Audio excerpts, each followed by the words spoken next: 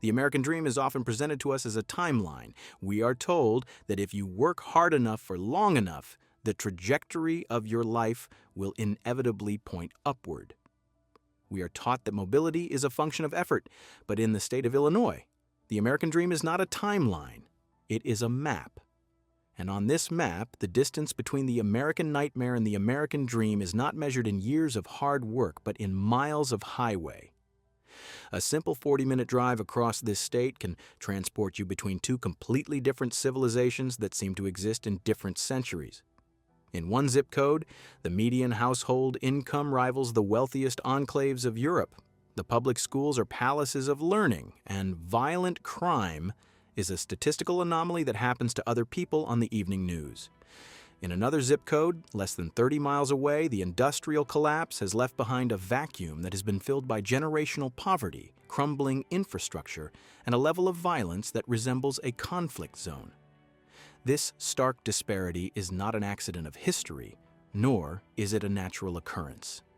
It is the result of decades of economic sorting, brutal policy decisions, and the harsh reality of post-industrial geography.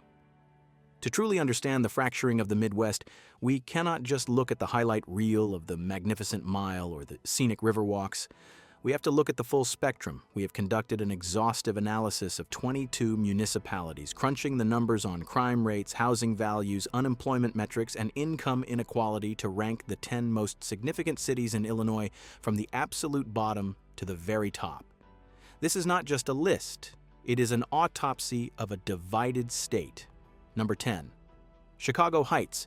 If geography is destiny, then Chicago Heights was dealt a losing hand that it has never been able to fold. Situated in southern Cook County, this city sits geographically trapped between the systemic gang violence of Chicago's South Side and the deep industrial decay of Gary, Indiana. It is a community caught in the crossfire of two collapsing systems, inheriting the worst aspects of urban blight and suburban neglect simultaneously.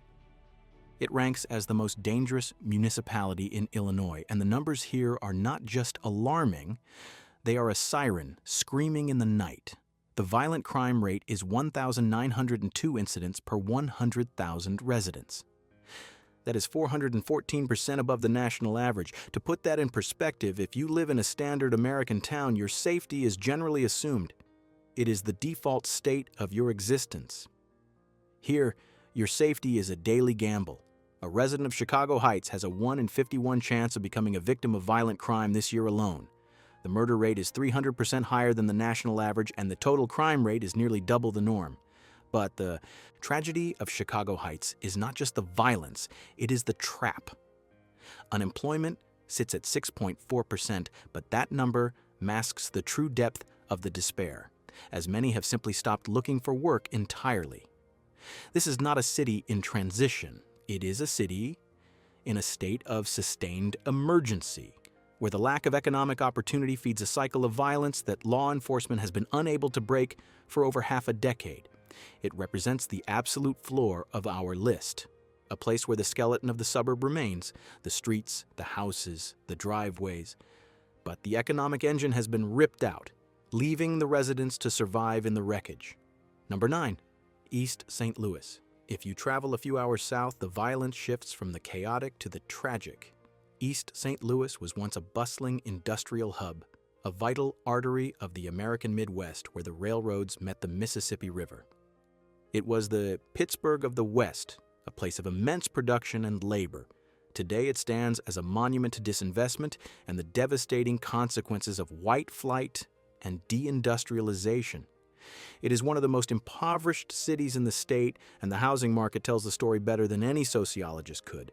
The median home value here is just over $38,000. To an outsider, that price tag might sound like an incredible opportunity or a steal, but in reality, it is a red flag of a market that has completely collapsed. A house worth $38,000 is a house that banks will not mortgage, that insurers will not cover, and that will not build generational wealth for the family that owns it. It is an asset that has become a liability. The median income is barely $31,000 a year, and the unemployment rate is a staggering 15.3%, which is the highest in the state. For decades, this was the murder capital of the region, with a homicide rate 38 times the national average. However, there is a complex nuance here that prevents East St. Louis from being at the very bottom. Since the Public Safety Enforcement Group partnered with the Illinois State Police in 2019, homicides have actually dropped by 46%. It is a fragile redemption born of desperate necessity. But it proves that policy interventions can save lives even in the most devastated economies. Yet, for a potential resident, the risk remains far too high. The poverty here is not just a statistic. It is the defining atmosphere of daily life, forcing residents to navigate a landscape of empty lots and shuttered businesses where opportunity has been systematically dismantled. Number 8. Danville. Moving deeper into the state's interior, we find the remnants of the Rust Belt in Danville. This city is a textbook example of what happens when a single dominant industry collapses and nothing rises to take its place. For generations, Danville was a manufacturing powerhouse, a place where a high school diploma could get you a job that supported a family, a car, and a vacation. But when the factories closed, they did not just take the jobs. They took the city's identity and its middle class. Today, Danville suffers from a violent crime rate that is 4 times the state average. It is a place where the silence of the closed factories has been replaced by the siren of police cruisers. The unemployment rate hangs at 6.3%, which is the highest among all Illinois metropolitan areas. The cost of living here is attractive at 28% below the state average, but that discount is a trap. It is the economic equivalent of a mirage. You are paying less to live in a place with significantly fewer opportunities and significantly higher danger. It is a bargain that most families cannot afford to make. The city feels stuck in a perpetual twilight, struggling to find a new identity while the old one crumbles around it. The residents here are resilient, holding on to a community pride that defies the statistics, but resilience can only take you so far when the structural economics are fighting against you. Danville is a stark reminder that affordability without safety is not a benefit, it is a warning. Number 7. Decatur. Decatur tells a similar story of industrial decline, but on a larger, more frustrating scale. This city was built on the back of heavy manufacturing, processing the vast agricultural wealth of the Midwest. It was supposed to be the place where the farm met the factory, transforming corn and soy into products for the world. But as automation took hold and factories moved to cheaper labor markets, the city struggled to pivot. Today, the violent crime rate is 86% above the national average, and the homicide rate is 6 times the norm. These are numbers you expect to see in a major urban crisis center, not in a mid-sized city in the heart of quiet farm country. Unemployment remains stubborn at 6.2%. Like Danville, Kasama Diasharab. The cost of living here is incredibly low, sitting at 28% below the state average. But cheap housing cannot compensate for a lack of safety or a lack of future prospects. The economic headwinds here are strong, and they are blowing in the wrong direction. Decatur represents the painful middle ground of the downward spiral, where the infrastructure of a big city remains. The wide boulevards, the parks, the civic buildings, but the wealth required to maintain it has vanished. The result is a city that feels too large for its current economy and too dangerous for its current population. It is a city searching for a lifeline in a sea of cornfields, trying to convince the world that it still matters. Number 6. Rockford. This is the turning point of our list. This is where the narrative shifts from pure decline to the messy, complicated work of recovery. For years, Rockford was the punchline of bad jokes about crime in Illinois, consistently ranked as one of the most dangerous cities in the Midwest. It was a city that seemed to have lost its way entirely. And to be clear, it is still dangerous. The violent crime rate in 2023 was 287% above the national average. If you looked only at that number, you would write Rockford off as a lost cause. But Rockford is the first city on this list that is showing signs of a pulse. The city is fighting back. In the first half of 2025, violent crime dropped by 13%, and reports of shots fired fell by 33%. Even more impressively, the homicide clearance rate, which is a key metric of police effectiveness and community cooperation, jumped from 53% to 85%. This is critical because a high clearance rate builds trust between the community and the police, and that trust is the foundation of safety. This is what a turnaround looks like. It is messy, and it is slow, and it is often 2 steps forward, 1 step back, but it is real. Combined with a cost of living that is 21% below the national average and a median home value of just $160,000, Rockford represents a calculated risk.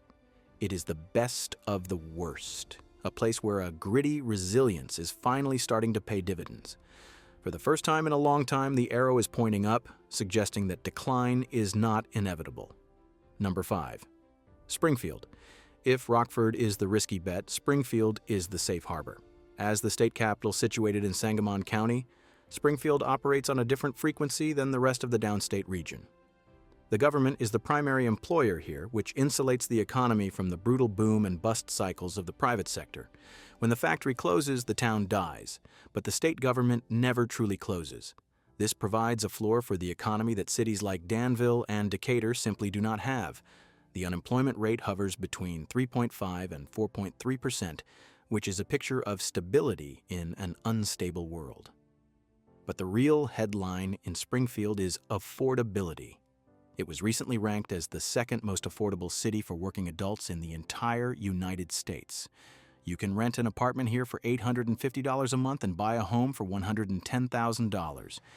In an era of housing crises and inflated rents, those numbers sound almost fictional. The average salary is over $50,000, which goes a very long way in this market, allowing for a quality of life that is disappearing elsewhere. Crime has ticked up recently, rising nearly 7% in 2024, but compared to the industrial collapse of the previous cities, Springfield feels secure. It is a working-class city that actually works. It may not be exciting, and it may not be wealthy, but it offers a dignity that is becoming increasingly rare. It is a place where you can work a normal job and afford a normal life without drowning in debt. Number 4. Champaign. Moving east, we find a city that proves the power of the knowledge economy. As the home of the University of Illinois, Champaign operates on a different operating system than the rest of the central state. The university is not just a school, it is an economic engine that provides a constant influx of talent, research dollars, and cultural energy. While other manufacturing towns are shrinking, Champaign is growing because it exports ideas rather than widgets. This creates a stable job market, not just in education, but in healthcare and a growing tech sector, often dubbed the Silicon Prairie, that feeds off the university's research. The cost of living is 14% lower than the state average, and housing is 20% cheaper than the national norm. It is a youthful, vibrant community where the presence of the university acts as a shield against economic stagnation. But it is not just about the money. The university brings art, culture, and diversity that is often missing in similar-sized cities. It creates an atmosphere of possibility, a sense that the future is being written here. It is the smartest buy in the lower-cost tier of Illinois cities, offering a blend of small-town affordability with big-city intellect. It is a reminder that in the 21st century, the most valuable resource a city can have is not coal or steel, but brains. Number 3. Schaumburg. Now we cross the threshold into the Chicago metropolitan area, where the wealth concentrates and the narrative shifts from survival to accumulation. Schaumburg is a corporate powerhouse that has transcended the label of a bedroom community. For a long time, suburbs were seen as places where you slept, while the city was where you worked. Schaumburg destroyed that model. Anchored by the massive Woodfield Mall and a sprawling network of office parks, it is a headquarters city, a hub for finance, insurance, and management. The average wage in the finance sector here is nearly $183,000. This is not a place where you just sleep. It is a place where you build a fortune. The median home value is just over $300,000, which is reasonable given the income levels. It is a professional playground designed for high earners who want to minimize their commute and maximize their earnings. But this success comes with a sterile quality. Schaumburg is a city built for the car, not the pedestrian. It is a landscape of glass towers and shopping centers, efficient and profitable, but perhaps lacking the soul of an older community. Yet, for the career-focused individual, it represents the corporate ladder in physical form. It is efficient, it is profitable, and it is unapologetically upwardly mobile. It is the engine room of the suburban economy, humming with the sound of commerce. Number 2. Naperville. If Chicago Heights is the nightmare, Naperville is the dream. This is consistently ranked as one of the best places to live in America, and the data supports the hype. But we have to ask ourselves, what makes it the best? Is it magic, or is it money? The median household income here is $147,000, the highest among major Illinois cities. Nearly 75% of adults hold a bachelor's degree or higher. The crime rate is vanishingly low. Naperville is a manicured ecosystem of success, with over 60 parks, a stunning riverwalk, and 150 restaurants. It is a place where the public schools rival private academies and the streets are perfectly paved. However, this perfection comes with a steep price tag. Home values range from $480,000 to over $600,000. That price tag acts as a filter. It keeps the problems of the outside world at bay by pricing them out. Naperville is not just a city, it is a fortress of the upper middle class. It is expensive, but you are paying for a guarantee. A guarantee of safety, of top-tier education, and of status. It is the ivory tower of the suburbs, a place designed to insulate its residents from the very problems we saw at the start of this list. It represents the privatization of the American dream, where the best amenities are reserved for those who can afford the highest entry fee. Number 1. Arlington Heights. And finally, we arrive at the apex. U.S. News ranked this the number 1 city in Illinois, and it takes the top spot here because it offers something even more valuable than Naperville's raw wealth. It offers balance. While Naperville can feel like a bubble, Arlington Heights feels like a community. The median income is a robust $114,000, and the unemployment rate is a rock-bottom 3.13%. These metrics are elite, but they are not the only story. The secret weapon here is connectivity. With its strategic location along the Metro rail line, the average commute is just under 24 minutes, the shortest in the state. In a region defined by traffic gridlock, that time is a luxury. It has a vibrant downtown that is walkable and alive with free community events, over 60 parks, and a sense of neighborhood that feels genuine rather than engineered. It is known as the Village of Good Neighbors, and for once the slogan seems to match the reality. It proves that the best place to live is not just about having the most money, but about having the highest quality of daily life. It combines the safety and wealth of the suburbs with a touch of urban soul. It is the ultimate destination in a state defined by its divide. As we look back at this map, from the shattered windows of Chicago Heights to the manicured lawns of Arlington Heights, we are forced to confront a difficult truth. We are looking at two different worlds sharing the same tax code. In one world, the struggle is for basic physical survival, fighting against the currents of history and economics. In the other, the struggle is for status and accumulation, insulated by wealth and geography. The distance between them is short, but the divide is absolute. Geography in Illinois is not just a backdrop, it is the script.